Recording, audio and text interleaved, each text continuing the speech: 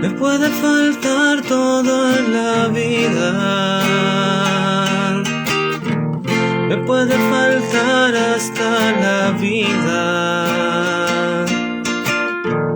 pero nunca quiero que me falte el deseo de amarte hasta el final.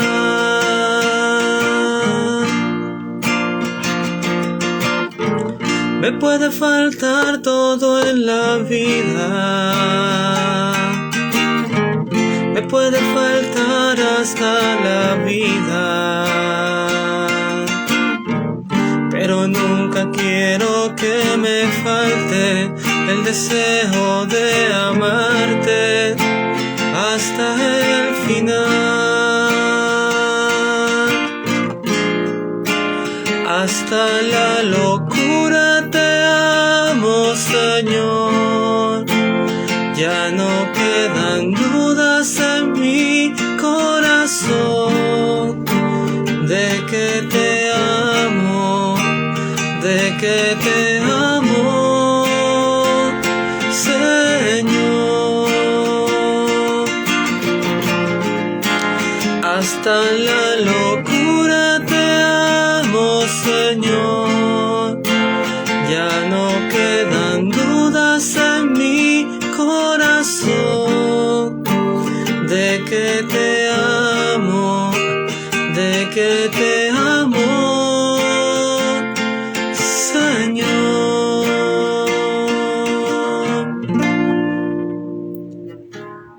Dice Jesús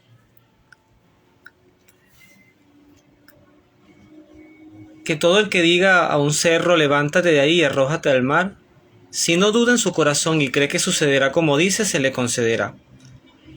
Por eso les digo que todo lo que pidan en oración, crean que ya lo han recibido y lo obtendrán.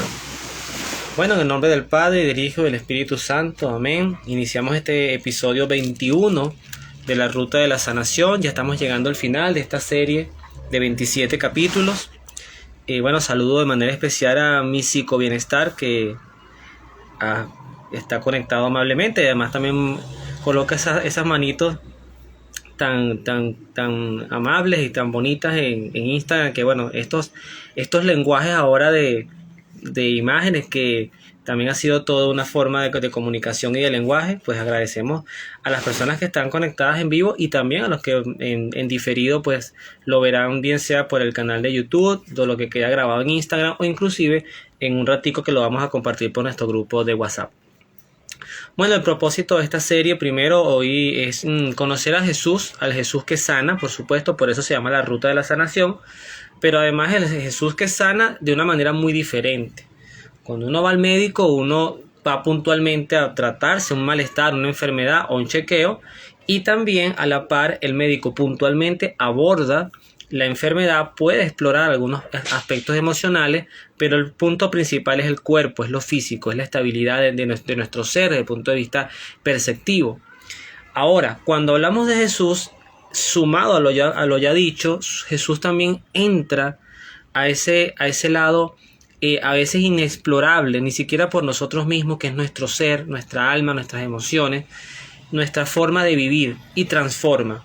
Jesús nunca nos deja, nos acoge con su misericordia, pero nos transforma. Eso es lo que llaman las dos dimensiones fundamentales del perdón de Dios. La misericordia, que actúa en la acogida a todos, sin distinción de razas, sin distinción de culturas, inclusive de formas de pensar, de estilos de vida, de clase social, pero sí nos transforma, nunca nos deja donde estamos en la actualidad. Y bueno, vamos a conocer hoy un episodio muy bonito que además lo vamos a dedicar a las personas que en este momento están, batallando por sus vidas, están entre la vida y la muerte, personas que puedan estar en terapia intensiva, en coma, que puedan estar, como lo dije, pues entre el morir y el continuar en esta vida. Y hoy vamos a hacerlo desde un pasaje que está en el Evangelio de San Lucas, como nos lo sugiere la imagen que tomo como guía. que se llama, el capítulo 7, versículo 11, se llama Jesús resucita al hijo de una viuda. En el contexto bíblico, inclusive desde el Antiguo Testamento, las viudas siempre son vistas con mucha... No sé si el término que voy a decir es correcto, no se malinterprete, pero con mucha lástima. ¿Por qué? ¿Cuál era el cuadro de una viuda? Cuando el sustento en los tiempos inclusive de Jesús era el hombre era el que salía, trabajaba, y la mujer era la que quedaba en el hogar y criaba a los hijos. Eso, lejos de estigmatizarlo, de juzgarlo, son tiempos, pero ciertamente quizás el error era pensar que la mujer no trabajaba, porque el solo hecho de emprender la crianza de un hijo, tanto el padre como la madre, debería ser de las prioridades principales de la vida, porque justamente de allí vienen las transformaciones sociales, son las bases de una sociedad sana, etc. Pero cuando la mujer quedaba viuda, ya quedaba literalmente sin sustento, pues podía quedar muy vulnerable. Si tenía hijos, pues la espera era, bueno, poner a su hijo a trabajar, sobre todo si era un hijo varón, ponerlo a trabajar, y si era una hija, pues entonces era, bueno, que se casara bien y ella en cierta forma quedar bajo la tutela de... Cuando llegó a la puerta del pueblo, sacaban a enterrar a un muerto. Era el hijo único de su madre, que era viuda, y mucha gente del pueblo la acompañaba. Un cuadro bien interesante, bien importante. Primero, como pasó con Jesús, generalmente al principio de una situación tan dura, mucha gente se puede acercar a ti, a consolarte, sobre todo los que pierden seres queridos, pero con el pasar del tiempo se va viendo cómo, bueno, todo el mundo vuelve a sus vidas normales, tú quedas como una anécdota de vida para muchas personas, pero tu dolor sigue allí. Y es en este contexto, en este cuadro donde esta mujer seguramente ni siquiera estaba pendiente de quién estaba a su lado, seguramente lo agradecía, pero su reflexión y su dolor era que su hijo no es que estaba muerto, no era como la hija de Jairo, que por lo menos cuando llega a Jesús, Jairo, su hija todavía vivía, después en el camino muere, pero Jesús se consigue ya en esta realidad de que este muchacho lo están prácticamente llevando a enterrar, o sea, está muerto. Es decir, que este joven, y por ahí va un poquito la reflexión que quiero hacer hoy con la ayuda del Espíritu Santo y de Dios, de la Santísima Trinidad. Una de las primeras cosas que aprendemos de este episodio es cómo reinterpretarnos ante la muerte. Inclusive en la muerte Dios puede llegar a nuestras vidas. Esto a mí me parece fascinante, quizás difícil de poder profundizarlo, porque primero no creo que tenga yo el conocimiento para meterme en aguas tan profundas, pero aún estando muerto, Jesucristo llega a este joven, ¿okay? Llega a su mamá, llega a los acompañantes, pero principalmente a él. Dice el texto que cuando la ve el Señor se compadece de ella y le dice: no llores. O sea, la compasión viene hacia el dolor de la madre y luego le da un mandato. A veces a los que nos ha tocado estar en funerales acompañando a personas, inclusive a nosotros mismos, a veces una de las cosas que más puede chocar es que alguien diga: no, pero no llores, no te pongas así. No, llorar es sano, llorar te desahoga, te libera, te permite expresar, no retener, porque además eso te puede enfermar. No expresar es más bien sospechoso, porque puedes estar somatizando internamente muchas cosas. Pero en este caso Jesús lo dice como no en ese lenguaje, pero como un mandato. O sea, no llores, te estoy diciendo algo, de verdad, no llores. ¿Por qué? Porque luego Jesús se acerca y toca el féretro. Los que lo llevaban se detuvieron.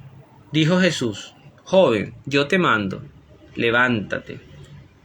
Se incorporó el muerto inmediatamente y se puso a hablar, y Jesús se lo entregó a su madre. Ante este punto, y me imagino que la sensación de muchas cosas impresionantes tienen que haber pasado ante los testigos, porque además hubo milagros como el de Lázaro, que fueron milagros con muchos testigos, y este milagro debe haber tenido muchos testigos. Mucha gente, yo hubiese entrado en ese grupo. Uno de los primeros cuestionamientos es si de verdad este joven estaba muerto. Cuando uno es tan racional, pues uno precisamente lo primero que se debate es esto es ilógico, la persona que muere, no vuelve a la vida. Pero Jesús anticipa el milagro con la imposición de autoridad. O sea, yo te lo estoy mandando. Hay milagros, sobre todo en nuestros tiempos, que siempre el santo es intercesor, nunca hace el milagro.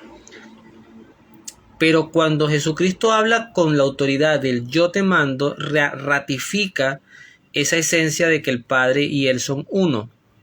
Luego conoceremos también al Espíritu Santo que se nos ha revelado. Pero Jesucristo habla con la autoridad de Dios. Por lo tanto, no nos cabe duda, o no nos debe caber duda, de que este hombre no era un profeta, nada más. Este hombre no era un gran maestro, nada más, sino que era Dios encarnado. ¿Qué logra con esto? Primero, un santo temor se apoderó de todos y alababan a Dios. Esto es importantísimo. Alababan a Dios diciendo, es un gran profeta el que nos ha llegado. Dios ha visitado a su pueblo. Lo mismo se rumoreaba de él en todo el país judío y en sus alrededores. Es palabra del Señor, gloria a ti, Señor Jesús. Ahora vamos un poquito a entrar en el contexto de la intención de este episodio 21. Punto 1. ¿Qué hacer cuando una persona está debatiéndose entre la vida y la muerte? ¿Cómo orar? Hay dos cosas que pueden ocurrir en un cuadro así. Son dos únicas posibilidades. La persona o vive, o se recupera, o no se va a recuperar. Salvo en los tiempos de los apóstoles, si había una persona que recibía la luz como lo hacían los apóstoles, Pablo, Pedro, todos los discípulos, directos o indirectos de Cristo, recibían algo que no sé ni siquiera cómo explicar, es una seguridad. Yo digo que el que va a ofrecer un milagro de Dios tiene la seguridad como si yo, por ejemplo, voy, en condiciones normales en Caracas esto no aplica porque tú puedes abrir el grifo de tu lavamanos y no sale agua. Pero en un país donde las cosas funcionaran bien, con la misma seguridad con la que yo abro un grifo y coloco mi mano y sé que va a salir agua porque es la lógica del servicio que presta un grifo, bien sea de lavamanos o de un fregadero, esa misma seguridad la debe tener alguien que ofrece un milagro a Dios o un milagro de Dios. Yo puedo estar ante una persona en coma o que acaba de tener un accidente terrible. Y yo he visto personas que rezan, yo decreto en el nombre de Dios que te levantes de esa cama. Bueno, salvo que tengan la autoridad para hacerlo, generalmente esos decretos no son decretos, son intenciones, son deseos, pero que se hacen promesas en torno a la palabra de Dios. A mí no me gusta orar así y el sentido de la ruta de la sanación no es esa. Sí es orar por las intenciones de los que lo escuchan, es orar por los enfermos, pero también hay que manejarse en el escenario humano y real de que la persona puede morir. Sobre ese escenario es el que me quiero un poquito mover, porque lo que noto de esta lectura es que, y bueno, ya lo había asomado en un momento, es que cuando inclusive morimos, nos podemos encontrar con Jesús. Y esa parte a mí me parece hermosa, porque entonces nos cambia el sentido de la muerte. La muerte no es dejar de existir. La muerte es una transformación del ser. Yo lo he explicado inclusive cuando he tenido la oportunidad de hablar de esto. Cuando nosotros somos concebidos en el vientre de nuestras madres, producto del hermoso acto natural y sexual que ocurre entre nuestros padres, que dentro de la voluntad de Dios, pues su deseo es que ocurra dentro de un sacramento matrimonial, con todo un deseo de engendrar vida. Esto cada vez se hace más utópico en nuestros tiempos, pero es el deseo de Dios. Desde el momento que somos concebidos hasta que pasan esas 40 semanas o 9 meses, estamos viviendo en un contexto totalmente atípico al posnacer o al momento de nacer. ¿A qué me refiero? Estamos en un líquido amniótico, o sea, parecemos un pescadito, estamos en un líquido amniótico, no respiramos, nos alimentamos a través de un cordón umbilical, estamos como flotando, nos estamos formando, pero estamos vivos. No entro en discusiones con los que no defienden esta tesis porque son profundamente proabortistas. No es el tema de ahorita, pero en mi humilde opinión, y sé que es la opinión de la iglesia y de muchas personas, inclusive porque creo que va de la mano con lo que el mismo San Juan experimentó en el vientre de Santa Isabel cuando María fue a visitar a su prima. Juan con 6 meses salta en el vientre de alegría, expresa el texto, La madre siente el salto de alegría, o sea, inclusive es capaz de interpretar una emoción en ese salto de su hijo, y ahí expresa que hay vida. Esa primera etapa, esos 9 meses, los vivimos en un estado que luego es totalmente distinto al nacer. Al nacer tenemos que respirar, ya no podemos estar debajo de un líquido, ni estar mucho tiempo debajo del agua porque nos podemos ahogar. Ya tenemos que aprender a mirar, los ruidos se hacen más potentes, el tacto, la percepción ya es distinta, ya no estamos hablando de un ambiente acuoso, líquido, sino ya es tocar sólidos, ya es percibir olores, es una transformación, es una realidad distinta. Y con la muerte aprendemos que también hay otra transformación por Cristo. Esa transformación, ¿hacia dónde va dirigida? Hacia 3 potencias, diría hasta Catalina de Siena y San Agustín. La primera de ellas es la que tiene que ver con la inteligencia, la voluntad y luego la memoria. Es decir, pasamos a ser seres espirituales. Tanto así que recuerdo cuando a Cristo le preguntaban que si una persona tenía 7 maridos y luego iba al cielo, ¿de quién iba a ser esposa esa mujer? Y Cristo le dice, de ninguno, porque cuando muramos vamos a ser como ángeles, no ángeles, sino como ángeles. Eso es una catequesis del más allá, que habla de que en el más allá tendremos inteligencia, voluntad y a la vez memoria. Una memoria renovada, sanada, que nos va a permitir tener recuerdos de nuestro ser. Es indiscutible tener recuerdos de lo que somos, pero transformados y sanados. Eso sería un tema de otro contexto. En este punto, lo importante es que Dios se hace presente en nuestras vidas, en la salud, en la enfermedad e inclusive en la muerte. Eso quiere decir, inclusive le da sustento y potencia al dogma católico del purgatorio, de ese Dios que agota todas las vías posibles por salvarnos. En esta oportunidad este joven tuvo una dicha. ¿Cuál fue esa dicha? Estando Cristo en la tierra y estando las puertas del cielo cerradas por el pecado original, las cuales se abrirían luego de que Cristo muere, resucita, asciende a los cielos y se sienta a la derecha del Padre y se coloca como camino, como puerta para la salvación. Es más, diría Cristo en su lenguaje, en el Evangelio de San Juan, única puerta para la salvación. Yo comparto ese criterio, pero lo digo con un sentido de pertenencia hacia mi Señor. Dios siempre verá muchas formas para salvar a todo el que se quiera salvar en buena voluntad. Este joven, si moría, se iba a ir a ese limbo donde estaban los justos, todos los justos antes de Cristo, que no habían podido tener todavía la visión beatífica de Dios. ¿Qué logra Cristo con esta resurrección, con esta sanación? Porque lo sana de la muerte. Este joven logra tener una experiencia de cielo en la tierra. Porque al resucitar, al primero que ve, seguramente es a nuestro Señor. Entonces, este joven resucita, ve a Dios, ve a Cristo. Cristo dice, el que me ha visto a mí, ha visto al Padre que me envió. Y al ver a Cristo logra una experiencia de cielo. ¿Qué ocurrió con este joven después? No lo sabemos. Si este joven después fue un buen hijo, si cuidó a su mamá, si creyó en el Señor, si se hizo cristiano, el texto no lo aclara.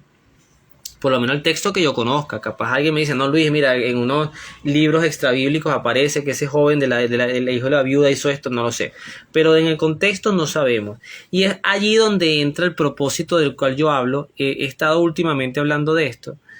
Cada vez que le pedimos un milagro a Dios, en este caso estamos orando por las personas que están en coma, que están luchando por sus vidas. Cuando le pedimos un milagro a Dios, tenemos que, en cierta forma, preguntarnos ¿para qué queremos vivir? ¿Para seguir siendo los mismos?